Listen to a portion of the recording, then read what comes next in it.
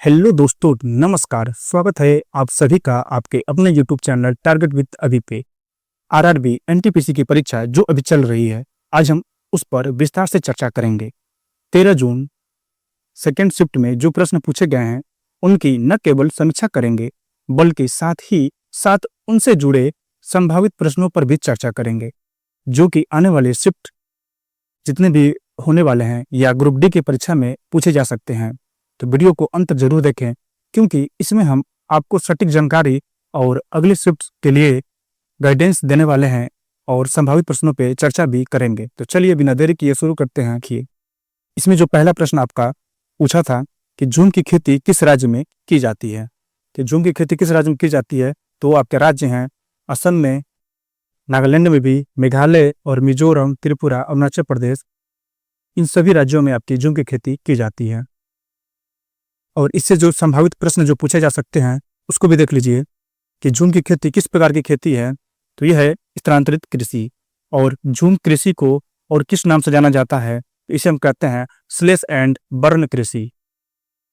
चलिए अगला जो प्रश्न आपका, विंध्य और अरावली पर्वतमाला के बीच कौन सा पठार स्थित है, इसका जो सही जवाब हो जाएगा मालवा का पठार।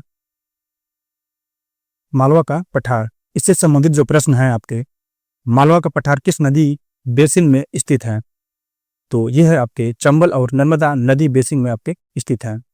मालवा का पठार की प्रमुख फसलें कौन सी हैं, तो यह है आपकी सोयाबीन और गेहूं, चना।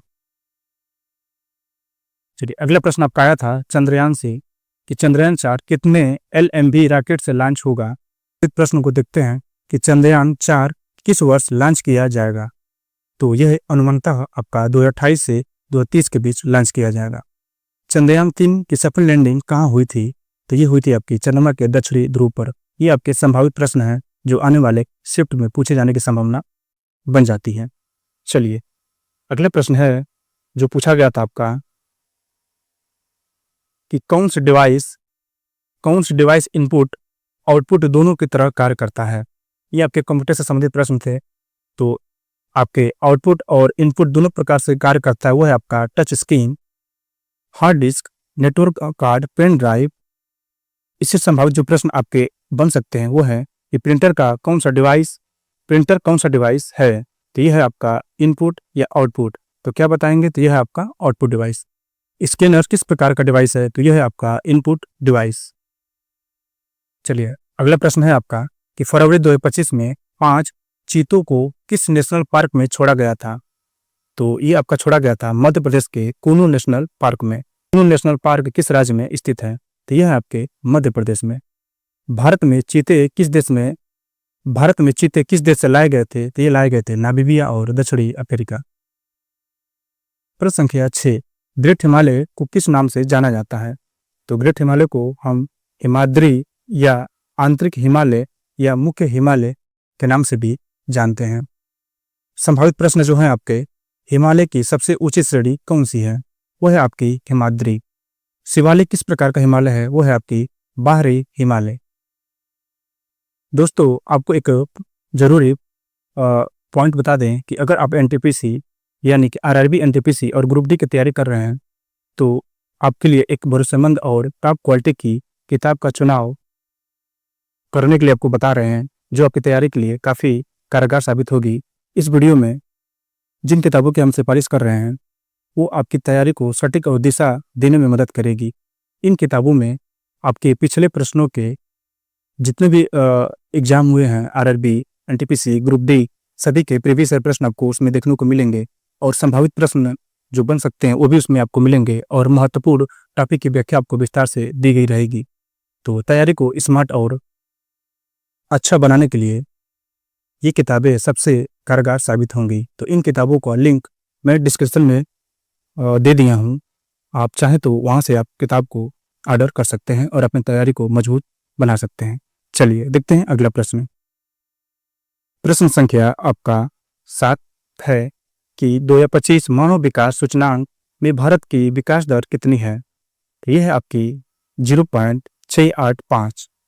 इससे मिलता जुलता संभावित प्रश्न आपके जो बन सकते हैं कि मानव विकास सूचकांक किस संगठन द्वारा प्रकाशित किया जाता है, तो ये किया जाता है आपका UNDP। जो कि United Nations Development Programme. HDI में भारत की रैंकिंग क्या है? तो यह है आपकी अनुमानतः कि आपकी इस समय 134वां है 2025 में, 2025 के अनुसार।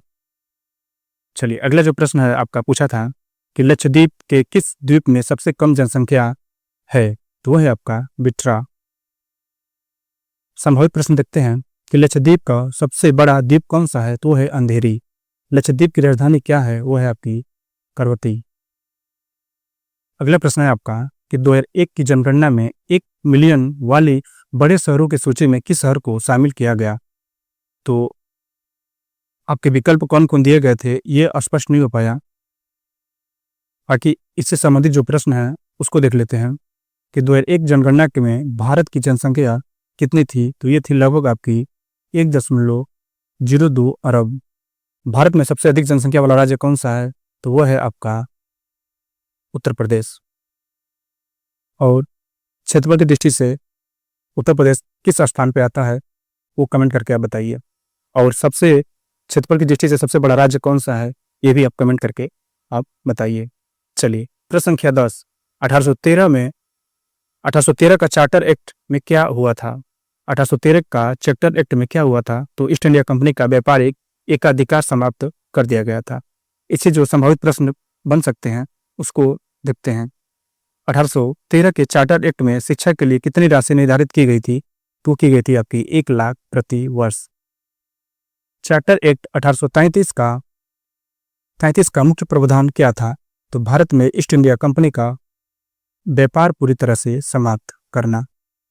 तो ये सारे पॉइंट आप याद कर लीजिएगा। ये प्रश्न आपके आने वाले ग्रुप डी में या एनटीपीसी के जो आने वाले जो शिफ्ट हैं उसमें बनने की संभावना बन जाती है। चलिए प्रश्न संख्या 11, संविधान के अनुच्छेद 4A में कौन सा नहीं है? तो उसमें विकल्प जो दिए गए थे वो भी विकल्प अभी स्पष्ट नहीं हो पाए। तो इससे संबंधित जो प्रश्न है उसको देख लेते हैं कि अनुच्छेद 51A में क्या उल्लेख है? तो वो है आपके नागरिकों के मूल कर्तव्य। संविधान के मूल कर्तव्यों को किस संशोधन द्वारा जोड़ा गया था? तो संविधान के मूल कर्तव्यों को आपको जोड़ा गया था 42वां संशोधन 1976 में। चलिए अगला प्रश्न है कि ग्रीक शासकों की मृत्यु किसने की थी? तो ये आपके कनिष्क या अन्य शासक जो विकल्प में जो आपका दिया गया था, इससे जो संभावित प्रश्न है उसको देख लेते हैं कि सिकंदर की मृत्यु कब और कहाँ हुई थी? तो ये हुई थी आपकी 323 ईसा पूर्व बाबीलोन। मौर्य वंश का संस्थापक आपका कौन था? तो था आपका चंद्रगुप्त मौर्य। चलिए प्रश्न संख्या 13 आपके मिट्टी से पूछा था कि मृदा अपरदन को क्या कहते हैं? आपके सॉइल इरोशन। और इससे मिलते जुलते संभावित प्रश्न देख लीजिए कि मृदा अपरदन को रोकने का उपाय क्या है? तो वो है आपका वृक्षारोपण, टेरेसिंग, कंटूर खेती। ये वनों की कटाई किस प्रकार की समस्या उत्पन्न करती है? तो वनों की कटाई आपकी मृदा क्षरण, जलवायु परिवर्तन में आपकी समस्या उत्पन्न करती है। चलिए अगला प्रश्न आपको पूछा था राष्ट्रीय युवा पुरस्कार कब मनाया जाता है? तो वो मनाया जाता है आपका 12 जनवरी। इसे जो संभावित जो प्रश्न है 12 जनवरी को किसकी जयंती मनाई जाती है? तो स्वामी विवेकानंद। युवा दिवस कब मनाया जाता है? तो भी मनाया जाता है 12 जनवरी जो कि राष्ट्रीय, और 12 अगस्त आपका अंतर्राष्ट्रीय। ये आपके 13 जून सेकेंड शिफ्ट के जो पूछे गए प्रश्न थे और संभावित प्रश्न पे चर्चा किए हैं। अब हम अगला जो वीडियो अपलोड करेंगे वो होगा आपका 13 जून के थर्ड शिफ्ट का प्रश्न और संभावित प्रश्न। अगर आप चैनल पर नए हैं तो चैनल को सब्सक्राइब कीजिए, दोस्तों को शेयर कीजिए। चलिए मिलते हैं अब नेक्स्ट वीडियो में।